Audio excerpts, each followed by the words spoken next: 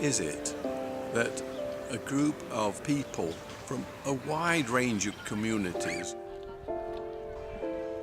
gather here in a big circle in July and take time to reflect in silence about how they can make a contribution, a personal contribution, to bringing the change that they would like to see in the area, and to see how they can make St Anne's the best place to live, work and play.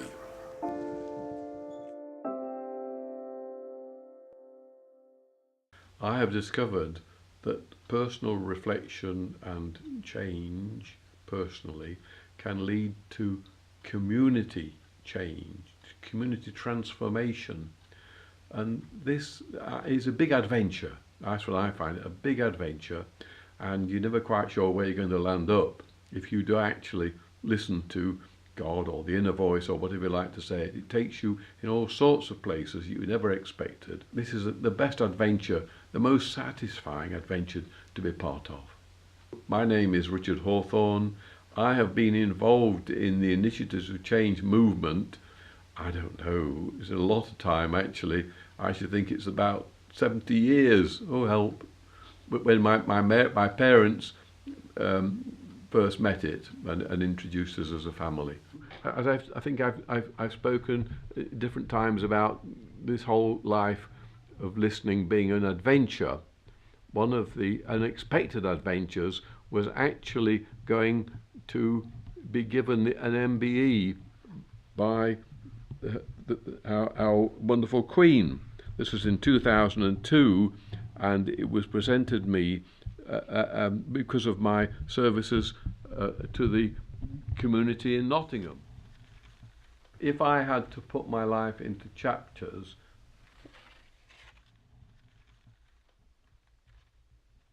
the first one would be called Introduction to Listening. And this really happened through my parents, who had introduced me to these ideas of initiatives of change and the matter of being quiet and reflecting on time and writing the thoughts down that came. And eventually my parents used to organise bus trips down to the Westminster Theatre in London, and then there was a musical review called India Arise that was brought to London by Rajmohan Gandhi, the grandson of the Mahatma. And there was one particular song called Will There Be Rice Tomorrow, Dad? And this struck me very much, really hit me. And the following morning I had a really long and deep quiet time and reflected on that and really what was I doing with my life. And I realised that I was keeping myself far too much to myself and not reaching out and caring for other people. And at that time there was many racial problems in Britain. And I got to know and to work with Conrad Hunt, who was the vice captain of the West Indies cricket team. He just actually retired. And that was a fascinating introduction to this and to reaching out and meeting other people.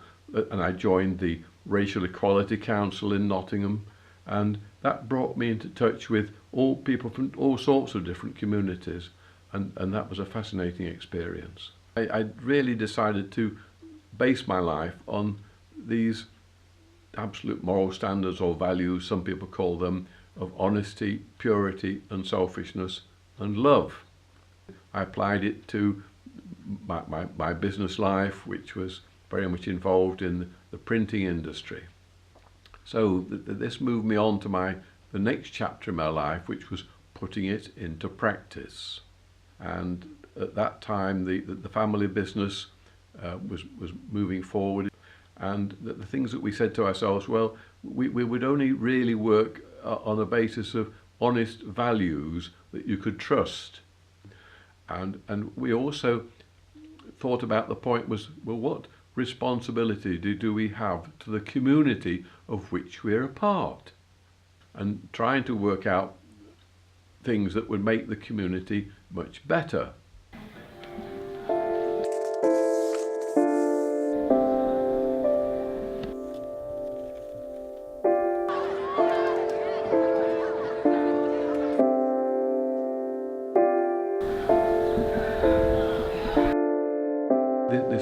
chapter is called Building. And again, sort of going back to what we'd done through the Racial Equality Council, or what I've been doing there, there was also a programme which had come to this country from Richmond, Virginia, called Hope in the Cities. And this operated through a series of dialogues where you had two facilitators, both two people from different sort of backgrounds or communities. And we decided to use these in an area of St Anne's in Nottingham. And we would gather together over an evening, a Friday evening and an all-day Saturday, and we had a series of dialogues. And at the second one, you would move out into workshops. And in one of these workshops, there was a particular lady who was totally new to it all. She met somebody from the police, and it was a new experience for her as a person that had always been afraid of the police.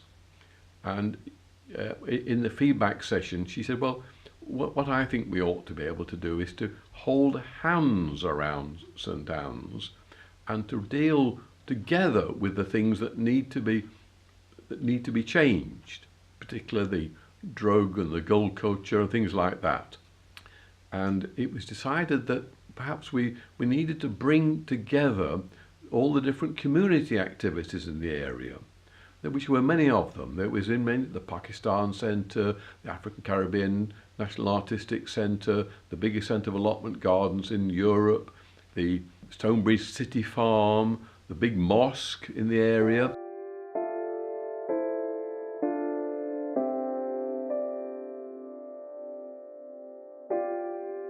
We would ask people to stand in a big circle.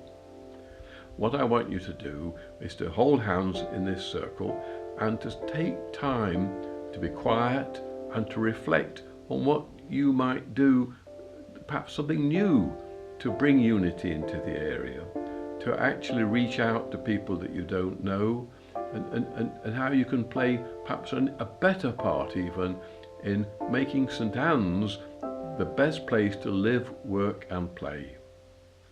So this works very well, and we find that from it people have taken on to do all sorts of different activities in the area. There's a Chase luncheon club, there have been youth activities. Then you might say, well, what does that show about the power of personal reflection? And I think it shows it's an amazing thing. And we get so wrapped up in all our own activities, our own agendas. And I think we do need to constantly to take time out, to be quiet and to reflect and to say, well, now, what is the inspired thing that I'm meant to do? What is the new adventure? Who is that there might be, I find a difficult person that I feel I'd rather judge, and how can I help them to be different? But then, first of all, what is it needs to be different in me?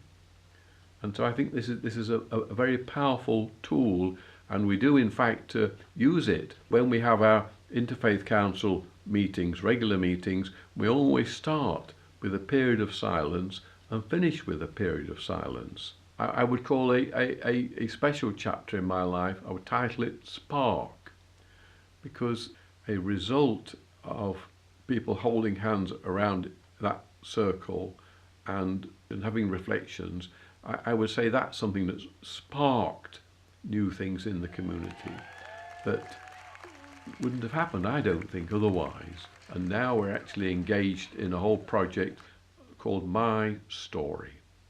And so that is moving ahead, where we're getting people going out and listening to young people's stories. And we've got the next chapter to come on that, you might say. Personal reflection and change in my life has led to a community standing together and holding hands together and reflecting then on what positive change they can make in the community.